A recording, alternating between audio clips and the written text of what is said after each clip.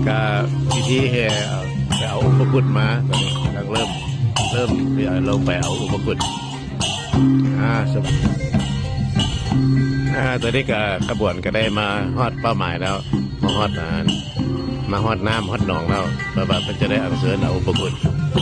เพิ่นก็มาฮอดหนองน้ำแล้วมาฮอดพิธีจะได้จัดพิธีเพื่ออัญเชิญอุปกุฎไปวัด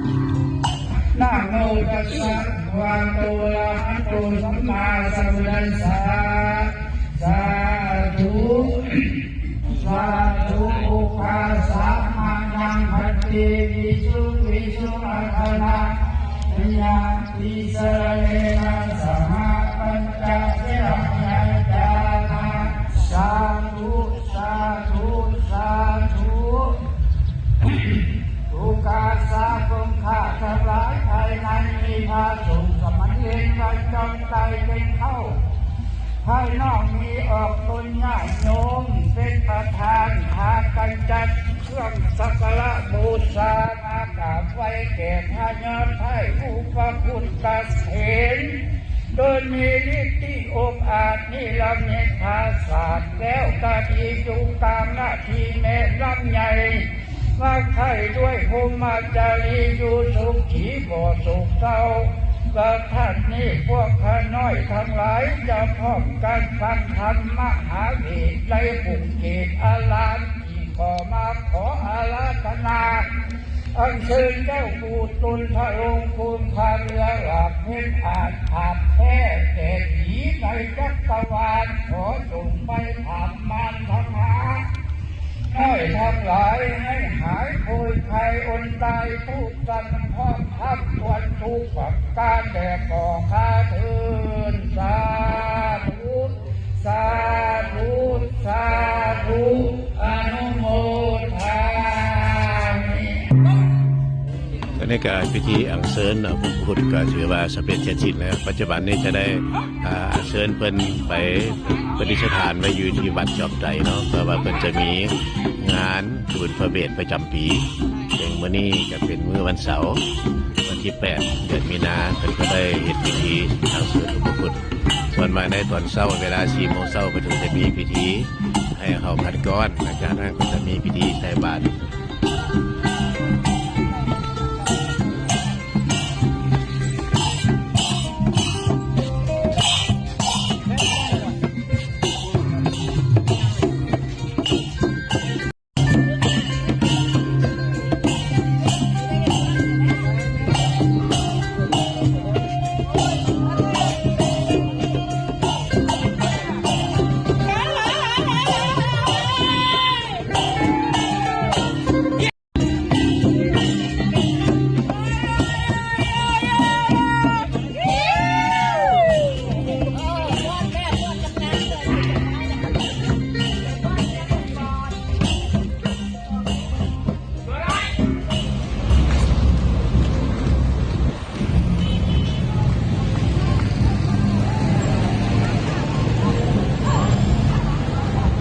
ก็ขบวนเพื่อนกำลังแห่เพื่อเราจะเอาเข้าวัดแล้วปัจจุบันนี้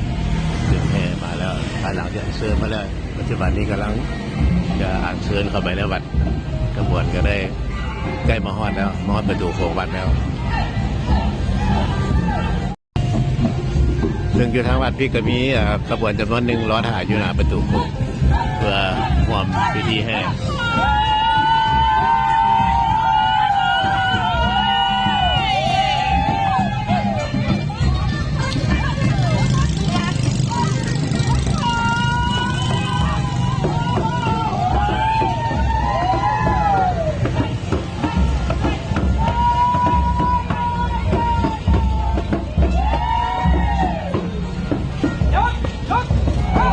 ตอนนี้ก็ให้ค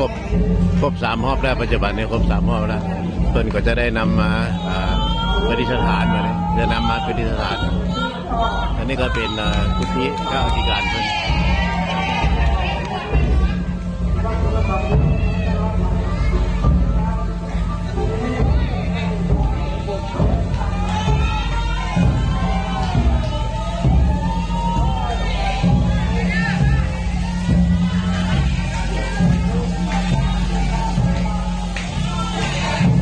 อ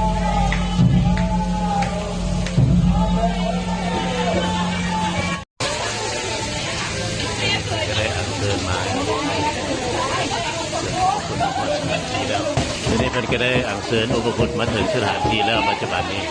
ก็ได้อัญเชิญเอาอุปคุตมาถึงสถานที่แล้ว